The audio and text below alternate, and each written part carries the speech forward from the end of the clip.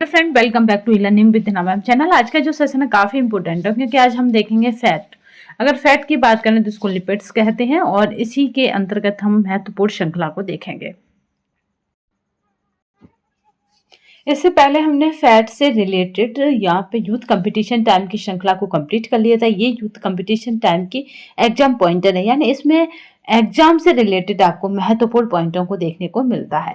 ये पूरी बुक आपको कंप्लीट करा दी जाएगी। यहाँ पे केवल फैक्टों में वो चीज मौजूद है जिन्हें आप विस्तार रूप से पढ़ते हैं, इसीलिए इसका नाम है एग्जाम पॉइंटर। तो चलिए स्टार्ट करते हैं आज के सेशन को। और इससे पहले अगर आपने युद्ध की चैप्टर वाइज श्रृंखला को ना देखा हो तो देख लीजिएगा, क्योंकि यहाँ पे उनका एमसीक्यू टाइप का बहुत शॉर्ट फॉर्म यहाँ पे मौजूद है। चलिए तो स्टार्ट करते हैं सेशन को। यहाँ पे आप देख ही पा रहे होंगे ये सभी क्या है, ये वो डेट है जिसमें ये एग्जामों में आए हैं, इसलिए ये मोस्ट इंपोर्टेंट हो जाती है श्रृंखला। मैंने आपसे कहा है कि चैप्टर के बाद हम एमसीक्यू टाइप क्वेश्चन करा करेंगे और इम्पोर्टेंट फैक्टों को देखा करेंगे। तो हमारा बसा से सुबह चैप्टर कंप्लीट हो चुका था, आज हम उसके महत्वपूर्ण फैक्टों को देखते हैं और देन उसके बाद कल हम इसके एमसीक्यू टाइप क्वेश्चन को करेंगे। अगर बसा की बात की जाए, लिपिड की बात की जाए, तो ये अल्प एवं मध्यम वसीय अम्लों की श्रृंखला में समृद्ध है। तो कौन? अल्प और मध्यम वसीय अम्ल जिसमें शामिल होते हैं तो वो हमारा मक्खन होता है।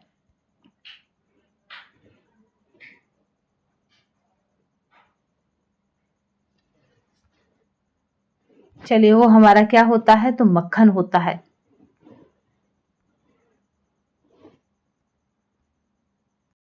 अब विजुअल हो रहा होगा आपको, वो हमारा मक्खन होता है। आहार में संतृप्त वसा उच्चता डॉट डॉट विकारों से संबंध हो सकती है। तो यह हृदय वाहिका रोगों से, ये किससे है? तो हृदय वाहिका रोगों से। नेक्स्ट देखते हैं वह लिपिड जिसमें जल वीरू यानी अध्रुवीय और जल प्रेमी यानी ध्रुवीय समूह दोनों होते हैं।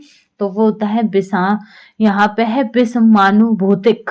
ये क्या है? तो ये हो जाता है विषमानुभूतिक। स्टेरॉइड में एक चक्र वलय होता है जो कहलाता है। तो यहाँ पे है साइक्लोपेटेंट, यहाँ पे पेटेंटो और पर हाइड्रोफिन, यहाँ पे फिनेंथ्रीन।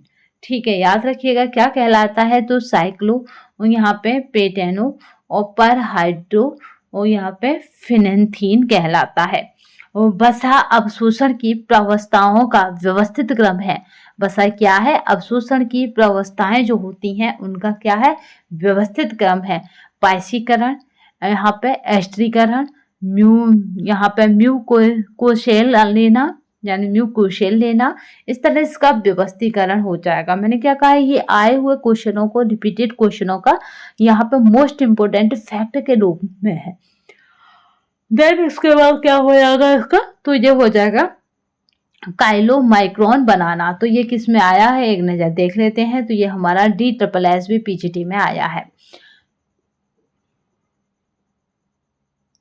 आवश्यक यहाँ पे वसा में अम्ल का स्रोत नहीं है। तो रुई के बीज का तेल, ये मैंने सुबह भी बताया था आपका। तो इसमें कोई भी ऐसा वशीय अम्ल नहीं होता। स्वस्थ वसा माना जाता है तो वो हो जाता असंतृप्त वसा। स्वस्थ वसा क्या माना जाता है? तो असंतृप्त वसा। शाकाहारी आहार में सामान्यतः कमी होती है तो संतृप्त वसीय अम्ल की। शाकाहारी आहार में सामान्यतः कमी किसकी होती है? तो संतृप्त वसीय अम्ल की कमी होती है। शिशु के लिए सर्वाधिक महत्वपूर्ण आवश्यक वसीय अम्ल है। तो यहाँ पे है यहाँ पे एरेकिडोनिल क्या अम्ल क्या है? सर्वाधिक महत्वपूर्ण वसीय अम्ल है। सबसे कम मात्रा में संतृप्त वसीय अम्ल होते हैं सरसों के तेल में। सबसे कम मात्रा में क्या होते हैं? तो वो होते हैं सरसों के तेल में। वसा के पाचन के लिए आवश्यक एंजाइम है तो वो होता है लाइपेज। चलिए नेक्स्ट देखते हैं। निम्न वसा MUFA का सर्वोत्तम साधन है तो वो होता है जैतून का तेल। ठीक है, सर्वोत्तम साधन है तो वो होता है जैतून का तेल, म्यूफा का, जो सुबह बताया था। आगे देखते हैं। वसा पदार्थ यानी यहाँ पे कोएगुलेट हो जाते हैं तो ताप से। किससे कोगुलेट हो जाते हैं? तो ताप से। वह आवश्यक वसीय अम्ल आर्जिन है। आवश्यक वसीय अम्ल कौन सा है? तो आर्जिनिन है। म्यूफा का सबसे अच्छा स्रोत है क्या है? तो सोया का तेल। क्या है इसका सबसे अच्छा स्रोत है? यानी सोयाबीन का तेल। ठीक है, सोया का मतलब हो गया है सोयाबीन का तेल। एकल असंतृप्त वसा अम्ल यानी MUFA म्यूफा के अच्छे साधन है तो सरसों का तेल और जैतून का तेल, ये सुबह भी कराया है। तो इसलिए जब तक आप सुबह की श्रृंखला नहीं देखेंगे तो ये आपकी शॉर्ट फॉर्म वाली श्रृंखला समझ में नहीं आएगी। सुबह हमने वसा का जो चैप्टर कराया तो कंपटीशन टाइम का चैप्टर वाइज वाली श्रृंखला से यानी PYQ से, उसका यहाँ पे शॉर्ट फॉर्म आपको दे रहे हैं। भोजन जिसमें संतृप्त वसा, यहाँ पे है ट्रांस वसा, कोलेस्ट्रॉल और परिष्कृत शर्करा कम होती है, वह उन्नत रक्त डॉट को नियंत्रण करने में सहायता करते हैं। तो वह लिपिड स्तर को नियंत्रण करने में सहायता करते हैं। नेक्स्ट देखते हैं, यहाँ पे डॉट के पर्याप्त अनुपात वाला भोजन आपके साथ ज्यादा देर टिकता है। तो मैंने सुबह बताया था कि जब हम बिना पानी के ऑयल में कोई चीज ले जाते हैं तो वो लॉन्ग टाइम तक हमारे साथ चलती है। वसा के असंतृप्त होने के स्तर का अनुमान लगाया जाता है तो यहाँ पे आयोडीन वैल्यू से, किससे, तो आयोडीन वैल्यू से, ठीक है। वसा के असंतृप्त होने के स्तर का अनुमान किससे लगाते हैं, तो आयोडीन वैल्यू से। ओमेगा 3 यानी वसा अम्ल है तो यहाँ पे है लिनोलिक अम्ल। लिनोलिक अम्ल जो है ओमेगा 3 अम्ल कहा जाता है।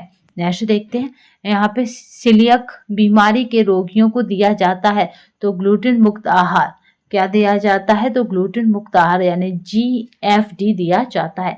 कैरोटीन का शोषण करने के लिए भोजन में जरूरत है वसा तत्वों की, किसकी, तो वसा तत्वों की। अनिवार्य वसायुक्त एसिड है तो यहाँ पे लिनोलिक एसिड जो है वो अनिवार्य क्या है, अनिवार्य वसायुक्त एसिड है। डॉट ऑक्सीडेशन से सर्वाधिक ऊर्जा प्रति ग्राम प्राप्त होती है तो होती है वसा से। वसा से हमें सर्वाधिक ऊर्जा प्रति ग्राम प्राप्त होती है। म्यूफा का उदाहरण नहीं है तो यहाँ पे था ओलिक अम्ल जो है वो म्यूफा का उदाहरण नहीं है, यानी ओलिक अम्ल में म्यूफा नहीं होता। वनस्पति तेल अच्छे स्रोत हैं तो पॉली असंतृप्त वसीय अम्लों के, कल मुझे आपको संतृप्त असंतृप्त दोनों वसीय अम्ल कराने होंगे। तो यहाँ पे है पॉली असंतृप्त वसीय अम्लों के। वसा अघुलनशील है तो पानी में, मैंने बताया था जब आप ऑयल में पानी डाल देंगे तो वो तैरने लगता है, ना कि नीचे बैठता है, तो वो पानी के ऊपर तैरता है। एक स्वस्थ मानव में सांस लेने की औसत क्रिया 12 मिनट होती है तो याद रखेंगे ये 12 से 16 बार होती है। वसा के इस्तेमाल के समय में आजकल धारणा है वसा का उपयोग असंतृप्त वसा के रूप में करना चाहिए, क्योंकि आजकल क्या है कोलेस्ट्रॉल की प्रॉब्लम की वजह से क्या करते हैं कि वसा का असंतृप्त रूप यूज करने की बात करते हैं। कोलेस्ट्रॉल का सर्वाधिक घनिष्ठ संबंध है वसा से, ठीक है। कोलेस्ट्रॉल का सर्वाधिक घनिष्ठ संबंध किससे है, वसा से है, पूछा जाता है, मोस्ट इम्पोर्टेंट भी है ये।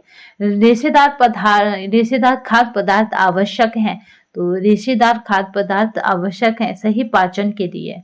मैंने सुबह बताया था जो रेशेदार भोजन होते हैं वो हमारे डाइजेशन को ठीक करते हैं और हमें मल त्याग में सरलता प्रदान करते हैं। लाइपेज क्रिया कराता है तो वसा पर, ये किस पर, तो वसा पर क्रिया कराता है। वसा या तेल को अधिक देर तक गर्म करने से एक हानिकारक पदार्थ बनता है तो वो है एक्रोलिन। क्या बनता है, तो एक्रोलिन बनता है, यानी हानिकारक पदार्थ क्या बनता है, एक्रोलिन बनता है। वसा को पचाने के लिए आवश्यक एंजाइम लाइपेज पाया जाता है। ये अग्नाशयी रस में है, ये कहाँ पे है, तो अग्नाशयी रस में है। जन्म के समय बच्चे के मस्तिष्क का भार होता है तो 350 ग्राम होता है। ये कितना होता है, तो 350 ग्राम होता है। वसा में घुलित विटामिन है, विटामिन ई और विटामिन ए। विटामिन ई और विटामिन ए क्या है, वसा में घुलनशील विटामिन है। एक मोटे व्यक्ति को खाने में कम प्रयोग करना चाहिए तो वो किसका है, वसा का करना चाहिए। सर्वाधिक ऊर्जा की कैलोरी उत्पन्न होती है शुद्ध घी से, किससे, तो शुद्ध घी से सर्वाधिक ऊर्जा की कैलोरी उत्पन्न होती है। वसा के पाचन क्रिया करने वाले एंजाइम को कहते हैं लाइपोलिटिक एंजाइम।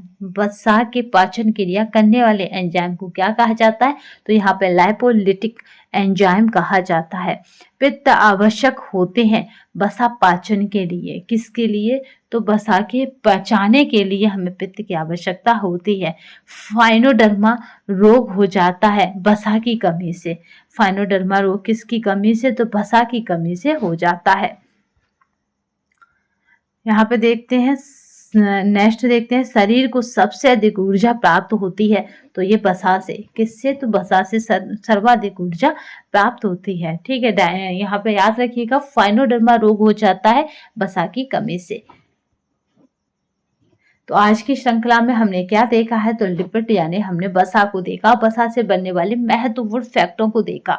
कल हम इसके एमसीक्यू टाइप क्वेश्चनों को हल करेंगे, देन उसके बाद हमारा वसा वाला जो टॉपिक है वो बिल्कुल क्लियर हो जाएगा। इसमें असंतृप्त और संतृप्त ये कुछ न्यू स्टूडेंट होंगे, या कहें कि एक बार हम लोग रिवाइज कर लेंगे, उसके बाद फिर इस वसा वाले टॉपिक्स में ऐसा कुछ क्वेश्चन नहीं बनेगा जो आपसे छूट जाए।